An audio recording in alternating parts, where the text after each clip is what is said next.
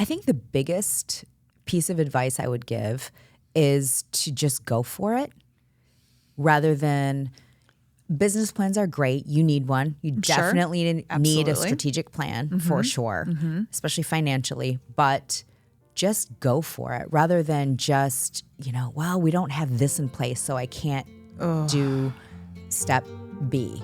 Whatever the case may be, don't let it hold you back. In this special edition of the Hope and Hairspray podcast, Kelly sits down with one of our many entrepreneurs that we have the privilege of working with. They share real stories that we know will inspire you. Enjoy.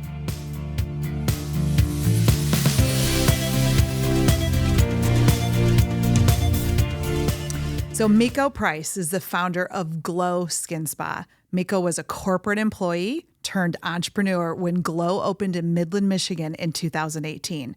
She was able to build an aesthetics business in a conservative small town.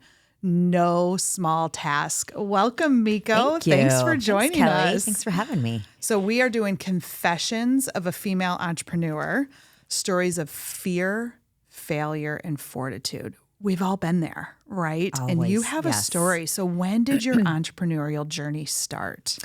I think it had to have started when I first got my first job out of college. Okay. So I always knew that I wanted to do something independent and autonomous. So that's why I chose sales as a career. So I was in pharmaceutical, biotech sales for most of my corporate career. Okay. And then really the precipice into turning into an entrepreneur fully was I was diagnosed with breast cancer in 2017 and needed to take some time off to handle that and surgeries and chemo. And that was sort of a pivotal point where I knew I needed to be home with my kids more.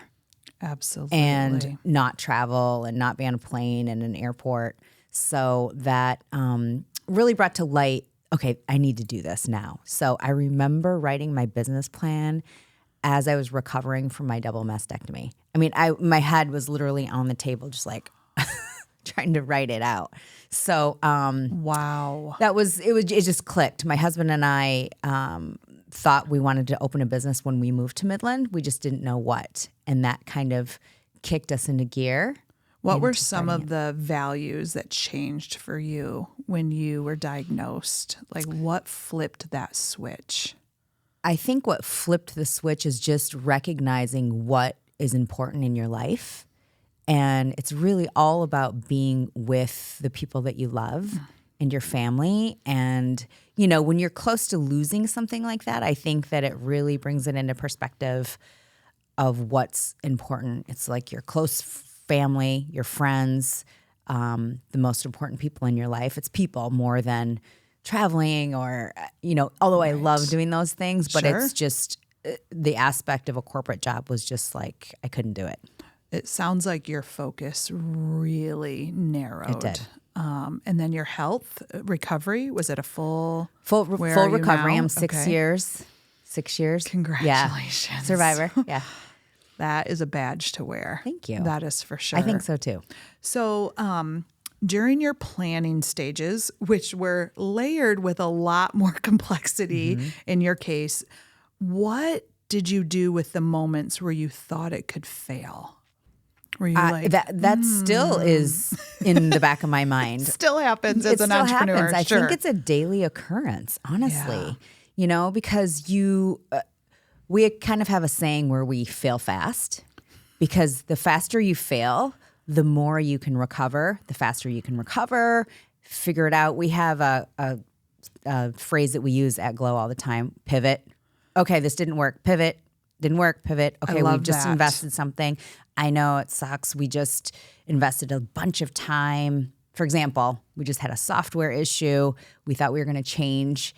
Didn't work out. It wasn't for us. After investing time, money, and energy, and we decided to pivot. We got to work. And then you just move forward. That sounds like a lot of adaptability for you. Like, I love that fail fast, right? Do you think you have indicators where you're like, we're circling the drain and you're just like, just push it all the way in? Exactly. It's sort of like that phrase where you hire slow, fire fast. Yes. Same principle, you know. I'm not sure this is going to work And you out. have the spidey senses that it's not going to go the right way. Okay. And so you switch systems. Is that something you've had to teach your team? yes. Okay. Yes. I think I am the most adventurous in a risky kind of way. love that. Which I think most entrepreneurs are, right? Or we wouldn't. You got to have a little bit of that. A little bit of that. Or a lot. And when you tend to hire folks who aren't as risky as you, they don't always come into your risky kind of camp. And so you have to just say, it's okay with me if we fail. Yeah. Let's try it and fail. And that's hard for some people to adapt because I have already moved forward because I've made the decision. But not everybody I'm just delivering the news to them at that point that, okay, we're switching systems or whatever the case may be. And they are, they're like, what? We just started doing this. Exactly. What do you mean? So what I've seen in some of my teams is there's different degrees of comfortability with failure. Yes. Right. And it sounds like you set the stage. Like, here's the bar. It's okay. Because a lot of our team, they don't want to let us down. Right. And that is when you can say, hey, it's okay. It's the system that didn't work for us. Exactly. Describe the atmosphere in Glo when everybody's on board with that concept. I think it gives them comfortability to fail. Not just fail, but to succeed as well, right? Definitely. So they have this comfort level of, okay, I'm not going to get in trouble. I'm not going to get fired. They don't have that fear factor of a failure. Wow. And it's okay. That's got to feel so good. So yeah, I encourage everybody that works for us. We have core values, as does most companies. I know you do. Absolutely. But I've taken a lot of stuff that I've learned from over the years, and the good and the bad, what I want to do and what I don't want to do with a company. Just as important, know what you want, but also know what you don't want on your team, for sure. So how do you filter through the voices in your head about, oh boy, we're circling the drain? Like, it sounds like you have a system, because if you're going to fail fast, how do you circle through those voices, sometimes external? Like, what's your process in listening or not listening to them? Both. So I do listen. Okay. I've learned over the years, because I wasn't always a good listener, because I always have an agenda, right? Yeah. Don't we always have an agenda? We have a plan. We got to go forward, right? I have learned now to listen, take it in, and take what they have into consideration while we're circling the drain, but then have my agenda still in the back of my head. Sure. My biggest sounding board is my husband. Oh, and isn't that the best? It is the best. Yeah, mine too. Yeah, and he's very reasonable, and I sometimes am not, admittingly. Can do that too. Can we just talk about this? Yeah. Right? Yeah. And they can filter well. Yes. So I think that's my external. Love it. I love it. It's so important, because when you have the backing of your spouse, right, you kind of feel invincible. Right. Right. So what else? So do you battle any internal voices? I do. I'm not a very good sleeper. So I think I battle it in ways that are, subconsciously. Sure. So I don't know. My dreams are really weird at night sometimes. Yeah. I can't sleep. I wake up in a panic about the dumbest things. Yes. I think it's because we're finally still. Yes. Right. Yeah. And it's like, oh, we have a shot. Right. Then when you wake up, is it gone? Not totally. My therapy is working out. So I get a lot of stuff out while I'm working out. And, sometimes I'll have to pause and write it down. Oh. Because I literally can think of a solution, or it just clears my brain. So endorphins, for me, all the endorphins all of being it. released. Yeah. Right. So then I can just think a little bit clearer. Okay. So even if it's after or during a workout. Sure. that helps clear my brain and Okay. kind of get things out into focus. So you know who your circle is. I do. So have you ever went through a time where you didn't have the right circle in place?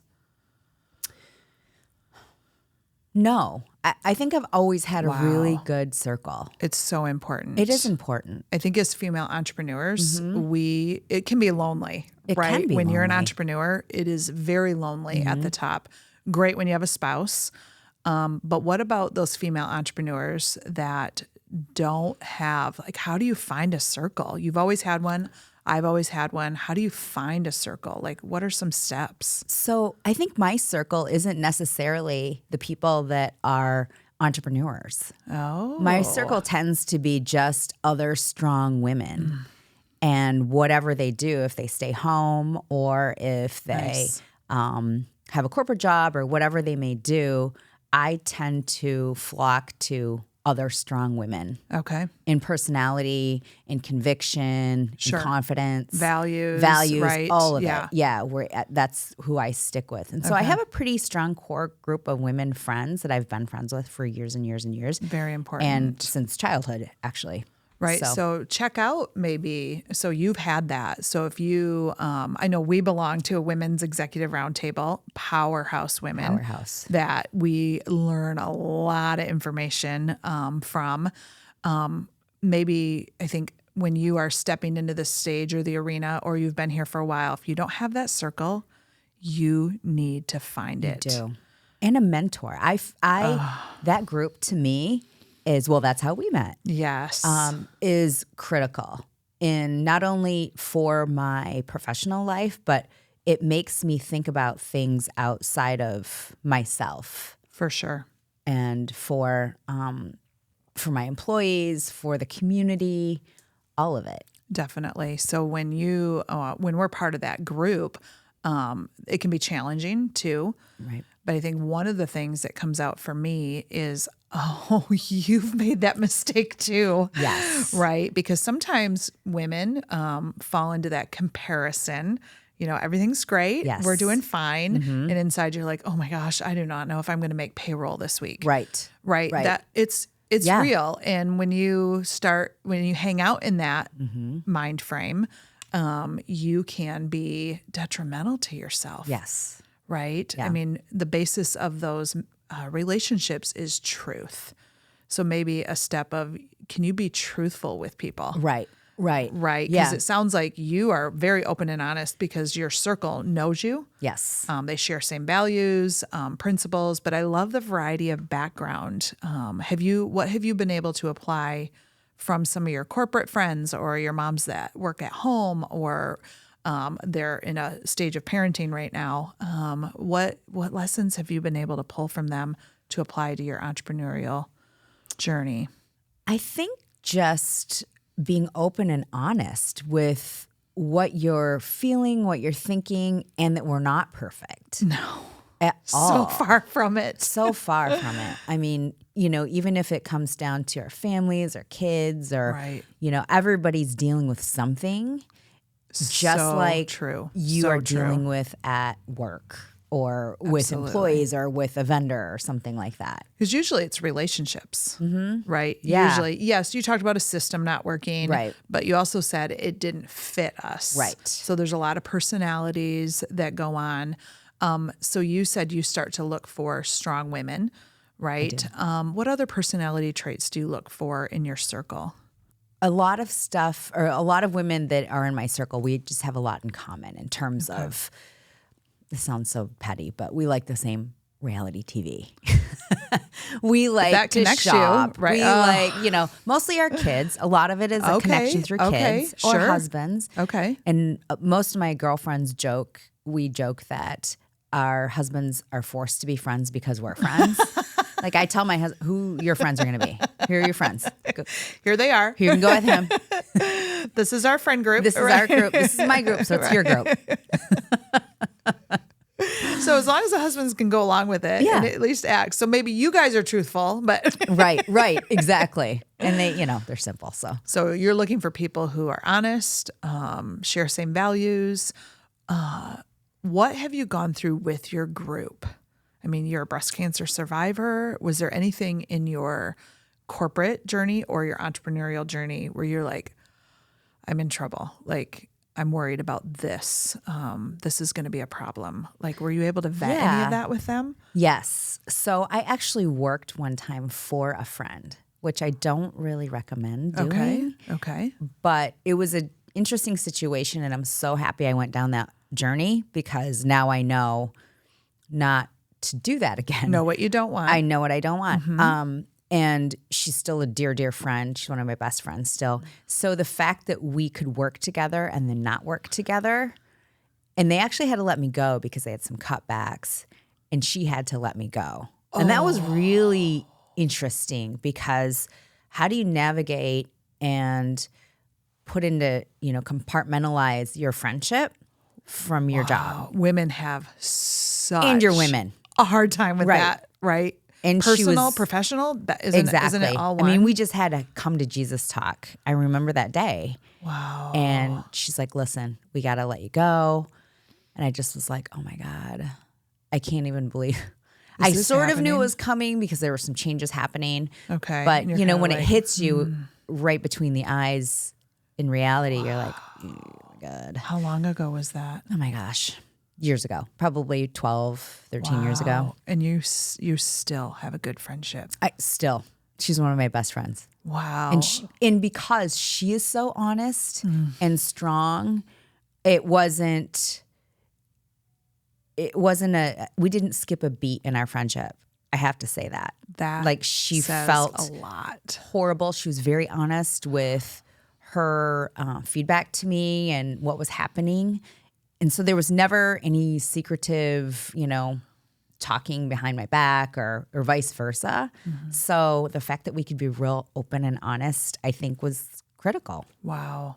Yeah. So that was hard. Impressive. That was hard for my group, like professional, personal. That was another thing.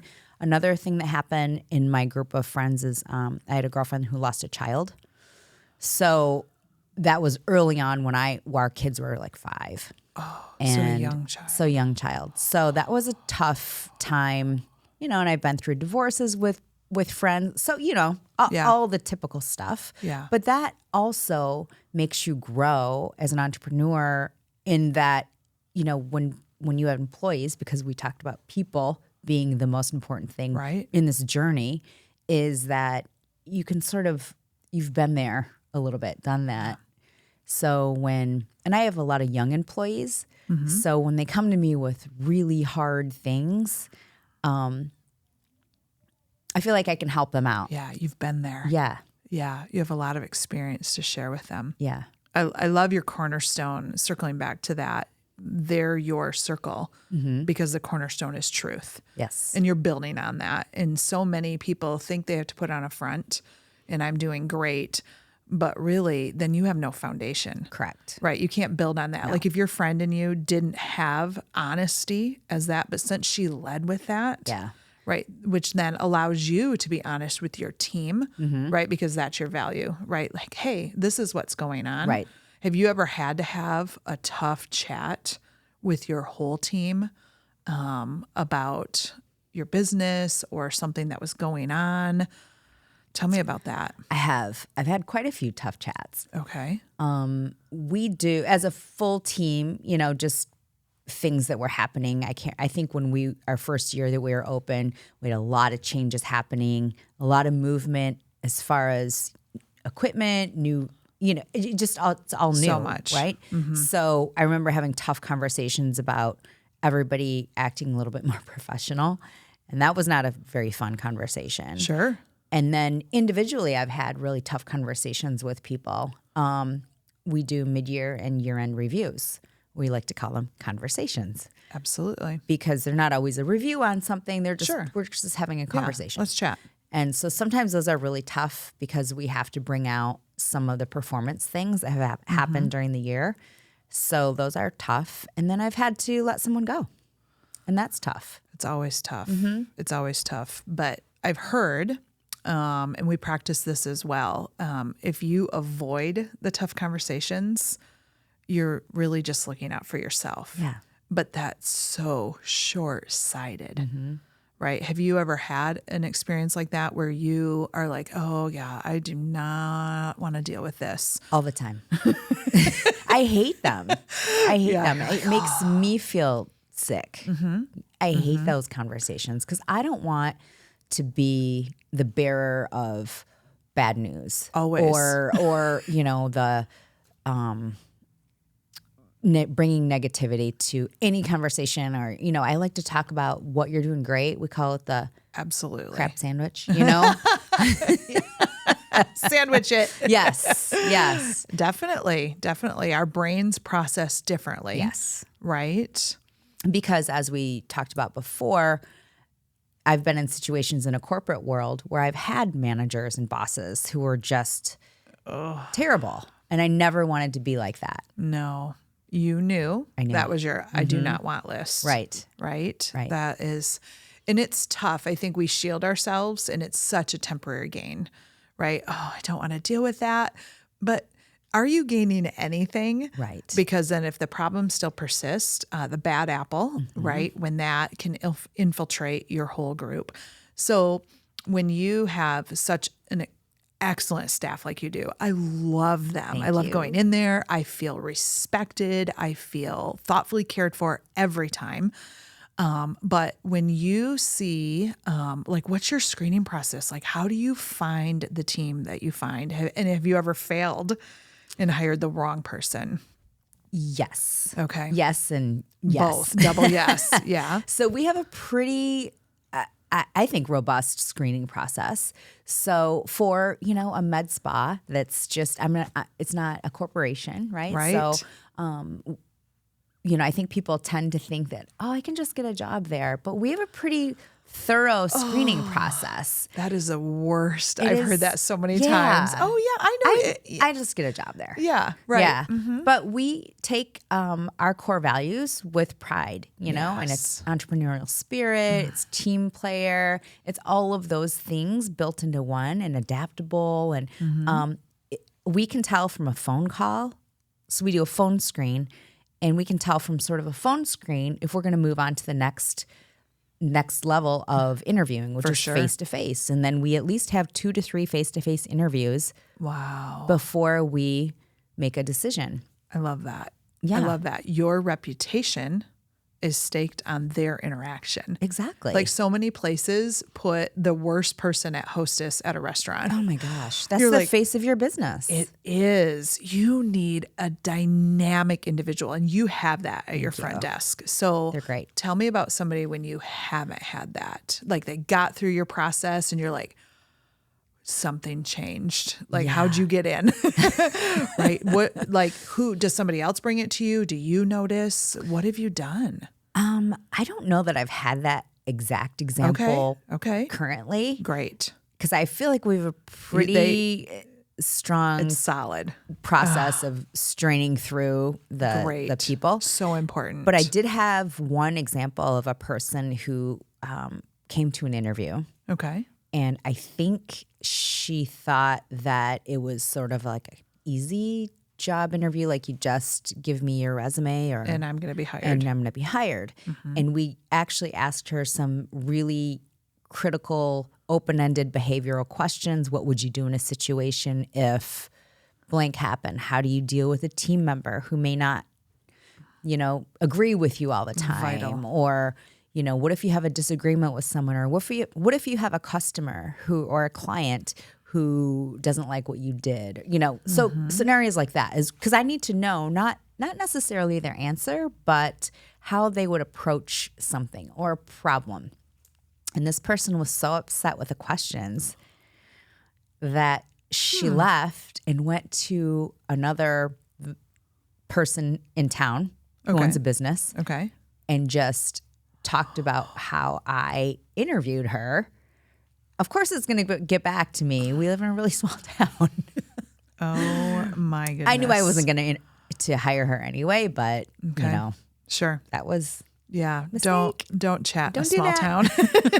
Don't do it. Don't burn bridges. No. Right. And that goes back to your friend and letting you go. Like that is a mantra that we live by in our companies is don't burn a bridge. Right. You have no idea who will circle back to be your client For sure. one day, right? Or employee or whatever. Even you as a mom. Oh my gosh. With some of those girls are going to grow up, right? And Yes. maybe, who knows, come work for you during their college years or whatever. And those relationships are so important. Critical. So Relationships important. are critical all around. Absolutely. And I learned that very early with working in the pharmaceutical industry. It's such a small industry that, I mean, my husband and I met that way. No way. We, so now he works with people that I've worked with 20 years ago. It's just a very small circle. Wow. And you're really like 1 degree maybe from knowing someone who knows sure. someone. For sure. Especially here. Yes. Right. Yeah. Especially here. Especially in a Yeah, small we're town, both but- from here, right? Yes. And so there is a lot of roots laid down, and that is so vital. So when you are, so let's go back to 2018, open Glo, you've moved Glo, love your new facility. you. It's fantastic.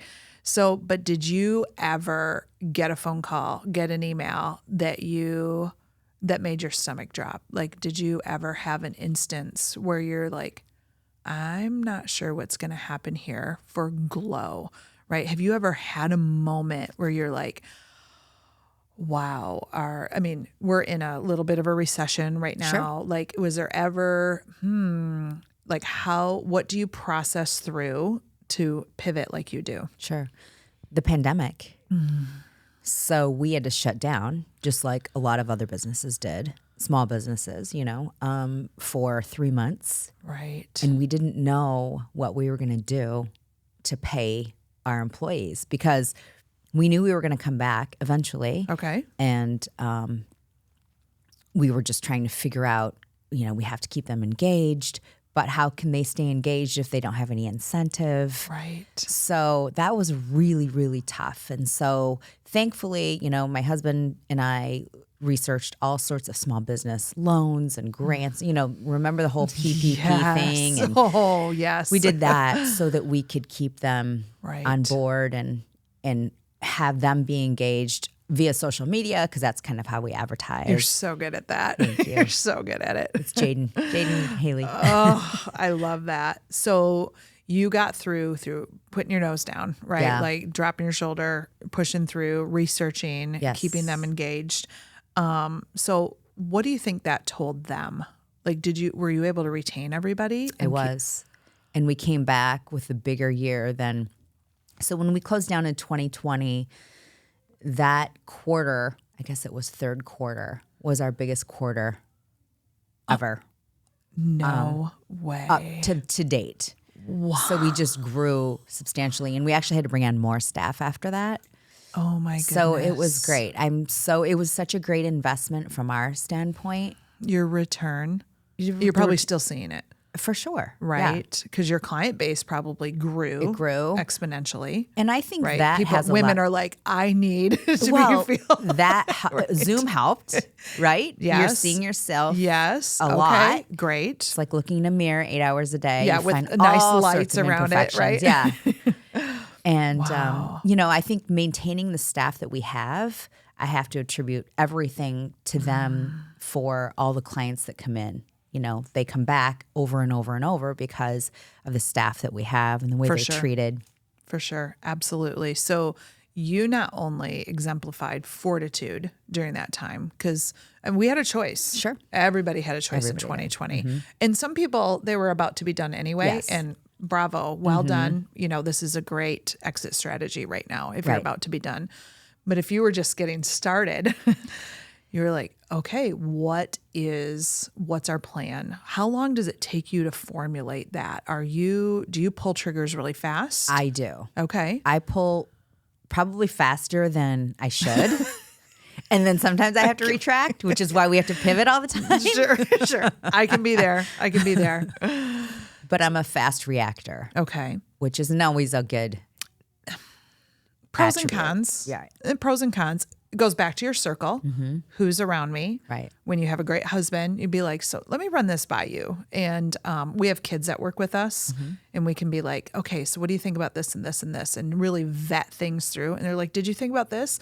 No. I can honestly say I did not think about that at all. Right. Right. And you're just plunging forward, right? I think that's the brain of an entrepreneur, though. Don't you? For sure. Innovator, you're just always sort of like looking ahead and Solving. And you're like, let's just do this.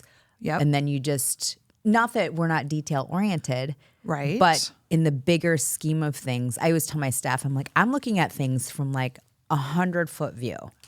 Definitely. So forgive me if I forget about, the smaller things. But that's your job. Right. Right. I'm not micromanaging you. Correct. I hired you for your attention to detail because you have to be the visionary. Yeah. You have to be the leader. Right. Right. In that. So what did you learn about your fortitude during that time of the pandemic, during shutdown? Yeah. Did you learn just something to be new? creative? Oh, okay.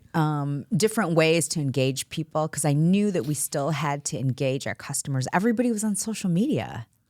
Everybody. I remember Right. filming stuff in front of my fireplace in my basement with my husband, and I made him be in the, I can't even remember what we talked about, but I remember doing that a few times, and I'm like, oh my God, I know. And, no makeup, and I had to show everybody what skincare I was doing while we were at home, and Nice job. all the things, but just being a little bit more creative. And my staff did too. They did a great job of just trying to keep everybody engaged. Wow. And I think that's how we got through to the other side. And then we were open, I think at the beginning of June. So we just reopened and went full force from day one. And everybody was really grateful to come back, but also willing to work extra hours. So that was amazing, because we had so many new clients that wanted to come in, and people who'd missed their Botox appointment from the quarter prior, right? So our staff came back with a vengeance, and they're like, listen, we're going to work 6 days a week. We're going to work 10 hours a day. We got to get all these clients in. We haven't seen them in a long time. So that was Wow. amazing.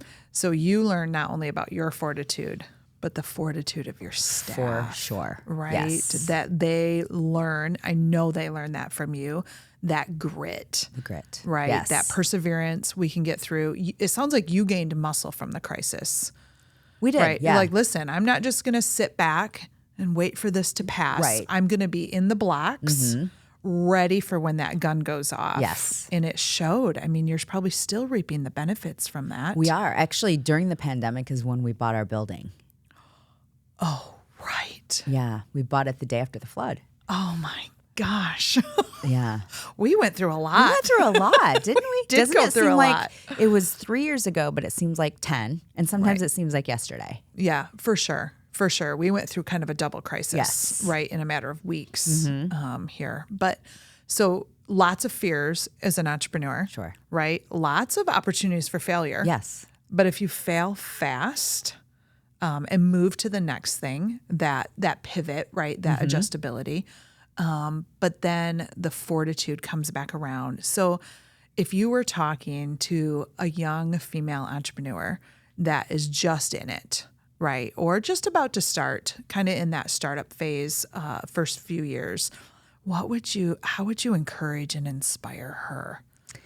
I think the biggest piece of advice I would give is to just go for it, rather than business plans are great. You need one. You definitely need a Absolutely. strategic plan for sure, especially financially, but just go for it, rather than just, well, we don't have this in place, so I can't do step B. Whatever the case may be, don't let it hold you back.